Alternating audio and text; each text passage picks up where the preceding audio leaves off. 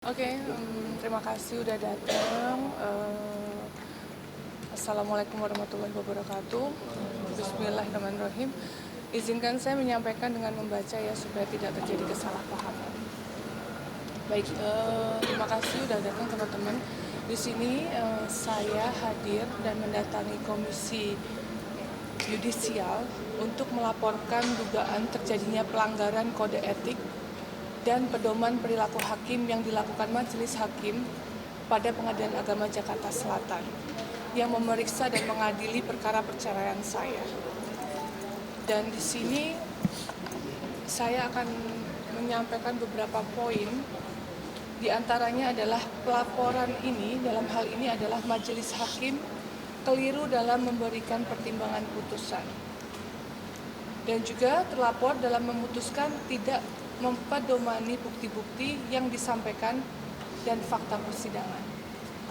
Untuk lebih detailnya, mungkin nanti bisa menghubungi kuasa hukum saya, karena dalam 2 hari ini kuasa hukum saya sedang ada sidang. Terima kasih. Kak Paula, mungkin terkait ini kan bagi publik ya, makanya semua tuh orang bisa akses ini kan pertama seperti apa? Tanggapan saya sebenarnya saya cukup sedih ya, karena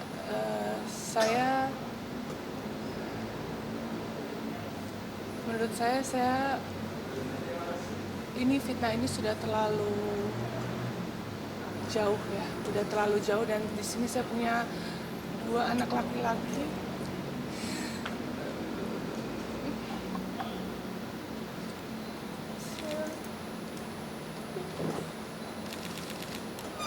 Saya punya 2 anak laki-laki yang saya selalu jaga mentalnya. Mereka akan tumbuh besar melihat pemberitaan ini yang cukup masif. Jadi buat saya melakukan ini demi anak-anak saya dan kedua orang tua saya.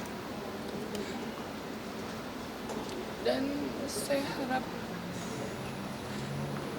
harap semuanya apa yang saya ucapkan ini bisa saya pertanggungjawabkan di akhirat. Dan saya secara tegas menyampaikan bahwa tidak ada terjadi perselingkuhan selama saya menjalani pernikahan. Dan tidak ada juga bukti-bukti perselingkuhan di persidangan. Berarti yang kamu takutkan adalah jejak digital tersebut ya Kak ya? Iya. Dampak takutnya ke anak juga ya? Berarti alasan utamanya itu karena memang tidak ada merasa selingkuh, tapi diputusnya selingkuh dengan keberatan ya? Maaf. Maksudnya itu kan diputusnya kan di pengadilan sendiri kan katanya selingkuh itu memang itu keberatan dari Kak Paula sendiri. Iya, seperti yang tadi saya bilang, di sini secara tegas saya menyatakan tidak ada terjadi perselingkuhan selama saya menikah. Dan saya bisa bertanggungjawabkan ini semua, perkataan saya, perlakuan saya di akhirat. Dan ini saya lakukan demi menjaga mentalitas anak-anak saya yang masih kecil, yang nantinya mereka beranjak dewasa bisa mengakses semua berita tentang ibunya. Dan saya harap di sini saya berdiri untuk seorang ibu yang melindungi anak-anak saya. Jadi saya berharap kalian semua mengerti. Kak, mungkin langkah banding akan tetap berjalan ya Kak, seiring dengan laporan di Komisi Yudisial ini? Baik, kalaupun saya banding bukan karena saya tidak mau co-parenting, tapi saya ingin keadilan dari putusan yang disertai bukti-bukti yang ada. Ya. Sampai saat itu mungkin ada rencana untuk ketemu anak itu untuk bertemu nanti. Kata benar nggak sih kan 2 minggu di Kak Paula, 2 minggunya di Nusantara ini? Hasilnya memang seperti hasilnya June custody gitu. Di sini saya berbicara, saya tidak berkeberatan untuk co-parenting, tapi saya di sini meminta keadilan untuk hasil putusan beserta bukti-bukti yang ada. Makanya kenapa ini adalah alasan utama kenapa saya datang di Komisi Yudisial. Tapi kemarin anak udah sama Kak Paula ya. Alhamdulillah anak-anak kita punya waktu bersama, punya momen bersama, dan mereka semua sangat happy, dan pastinya anak-anak juga membutuhkan kasih sayang kedua orang tuanya, dan kami sebagai orang tua juga pengen memberikan yang terbaik buat anak-anak kami. Kan Kak Made dan Vidya yang tidak sesuai dengan tuntutan Kak Paula seperti apa Kak? Hanya jelaskan ya. Itu sih nanti yang saya yang bicara banyak. Kak Paula berarti Kak Paula sudah Kak Paula mencoba bantah di persidangan atau bagaimana? Semuanya sudah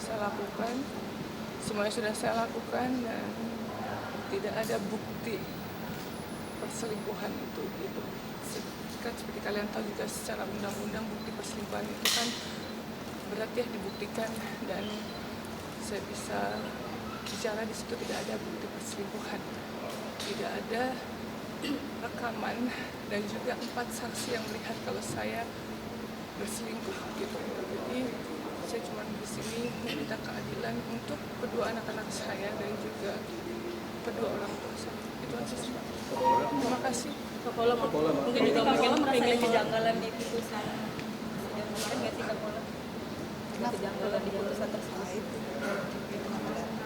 Ada kejanggalan. Oh iya, kejanggalannya iya, tadi saya merasa ada dugaan terjadinya pelanggaran kode etik tadi, dan juga pedoman perilaku hakim yang dilakukan majelis hakim di Pengadilan Agama Jakarta Selatan. Kak Paula ingin menghadirkan Koni untuk klarifikasi kalau memang selingkuh itu tidak pernah benar. Klarifikasi. Udah pernah bikin? Siapa? Oh, saya udah pernah bikin klarifikasi di Instagram. Menghadirkan Niko. Iya Niko. Untuk klarifikasi kalau itu semua tidak benar. Sebenarnya saya sudah awalnya kami sepakat memang kami berteman ya, dari pihak sana, cuman ya saya juga tidak tahu ya apa yang menjadi alasan tiba-tiba mereka mengundurkan untuk menjadi saksi, karena ini mempengaruhi nggak hanya saya tapi juga beliau dan juga keluarganya. Ya, saya terus dalam kasus perceraian ini saya banyak banget belajar untuk kita tidak usah bergantung pada manusia. Insya Allah saya sebagai manusia saya belajar lebih baik gitu. Tapi yang saya tetap di sini dan saya sudah berusaha, tapi tetap hasilnya saya serahkan ke Allah aja sih gitu. Saya banyak belajar tidak boleh bergantung pada manusia itu.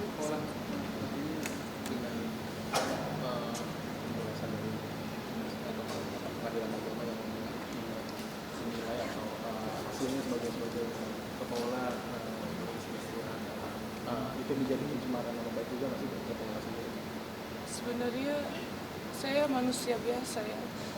Saya tidak luput dari kesalahan. Saya juga bukan istri yang sempurna, tapi dalam pernikahan saya sudah berusaha semaksimal saya untuk menjadi lebih baik dan juga memperbaiki diri terus gitu. Tapi kembali lagi itu semua tidak bisa saya kontrol. Tapi dari sisi saya yang bisa saya kontrol adalah saya sudah berusaha yang terbaik. Tapi memang saya bukan manusia yang sempurna dan istri yang sempurna. Itu aja yang bisa saya sampaikan. Ya. Atau gunung ini akan ada jangan-jangan nggak sih? Nanti saya nggak tahu. Saya di sini hanya minta keadilan. Untuk yang lain mungkin nanti bisa langsung ke lawyer aja ya. Kak Paula mungkin Untuk anak sendiri kemarin kan katanya sempat takut.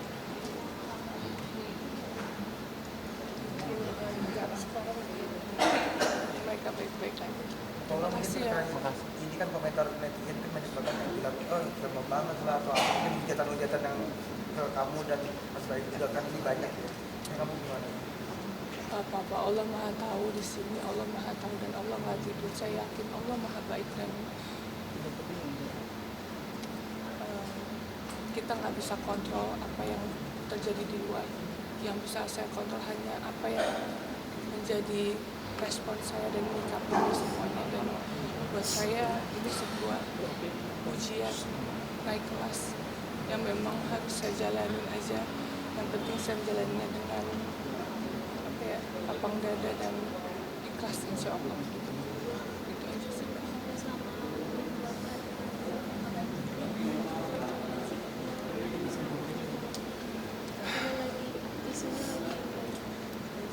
bisa pengurusan. Nanti tanyakan pada orang yang bersangkutan aja. Hari terakhir komunikasi sama Bang Ben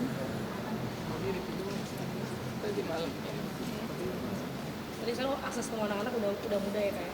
Udah mudah sama Iya. Abang. Sekarang kebetulan masih sama saya, jadi sekarang saya lagi menikmati momen yang bertiga dan sama ponakan-ponakan saya, dan karena juga hampir 8 bulan lamanya saya tidak tidur sama mereka, dan pastinya ya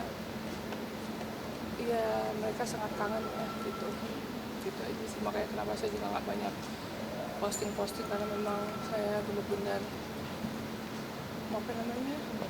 menikmati lah, ajak mereka main, ajak pokoknya melakukan memories aja gitu, karena 8 bulan itu menurut saya banyak sekali yang saya lewatin gitu.